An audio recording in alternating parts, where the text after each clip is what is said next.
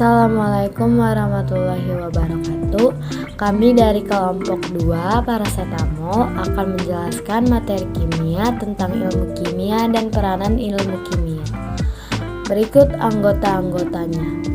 1. Saya sendiri, Maliha Takia. Yang kedua ada Nabil Fadilah Madinah. Yang ketiga ada Nabila Putri Lingga. Dan 4. Niswa Hilwiyah. Ilmu kimia. 1. Hakikat ilmu kimia. Ilmu kimia dicetuskan oleh seorang ilmuwan dari Arab yang bernama Jabir Ibnu Hayyan tahun 700 sampai tahun 778. Ilmu kimia adalah ilmu mempelajari tentang susunan, struktur, sifat, perubahan, serta energi. Ilmu kimia pada waktu itu disebut sebagai alkimia, yang berasal dari bahasa Arab artinya perubahan materi. Ilmu kimia merupakan ilmu yang mempelajari tentang perubahan materi. Sehingga hakikat ilmu kimia adalah benda dapat mengalami perubahan bentuk maupun susunan partikelnya menjadi bentuk lain yang berbeda dengan bentuk dan susunan partikel asalnya. Ilmu kimia terbagi menjadi beberapa cabang, yaitu 1. Kimia organik, 2. Kimia anorganik, 3. Kimia analitik, 4.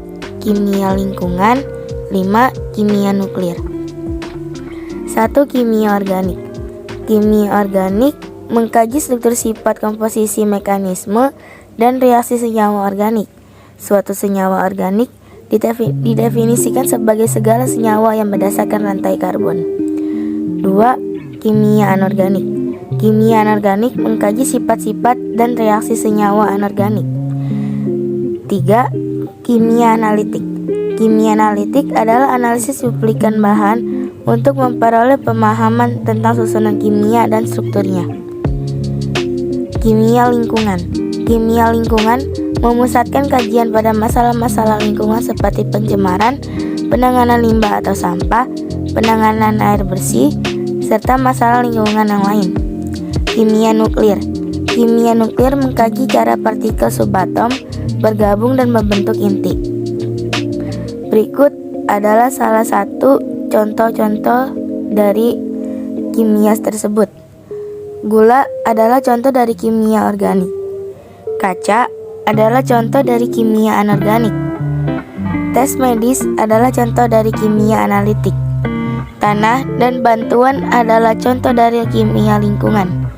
Bom atom adalah contoh kimia nuklir. Peranan ilmu kimia. Beberapa peran kimia dalam berbagai bidang kehidupan sebagai berikut. Yang pertama ada di bidang kesehatan, yaitu yang pertama sebagai obat merah yang mengandung iodin sebagai bahan antiseptik luka. Yang kedua, paracetamol sebagai obat penghilang sakit kepala. Yang ketiga, alkohol 70% yang digunakan sebagai pelarut dan bahan untuk mensterilkan alat kesehatan dari kuman. Yang kedua, ada di bidang pertanian.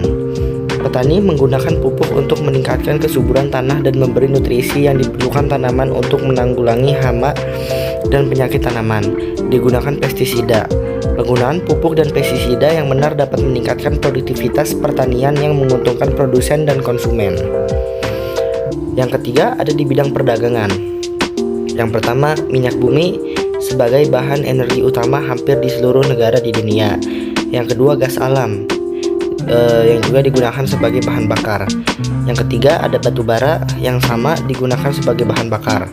Yang keempat, mineral baik logam dan non-logam antara lain sulfur, kalium, fosfor, emas, perak, timah, dan lain-lain.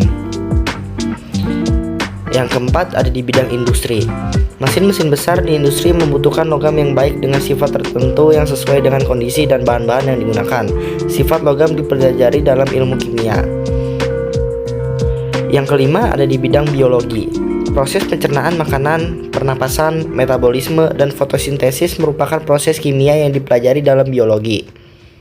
Untuk mempelajari hal tersebut, diperlukan pengetahuan tentang struktur dan sifat senyawa seperti karbohidrat, protein, lemak, enzim, dan vitamin.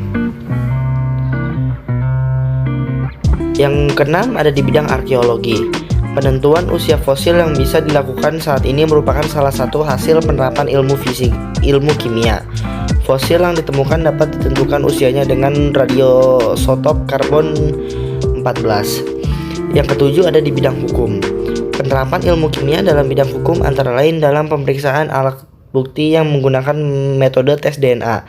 DNA sebagai salah satu struktur kimia yang tersusun atas protein yang menjadi struktur genetik manusia. DNA setiap orang berbeda, oleh karena itu, melalui tes DNA, identitas seseorang dapat diketahui dengan jelas. Sekian dari kelompok kami, kurang lebihnya mohon maaf. Wassalamualaikum warahmatullahi wabarakatuh.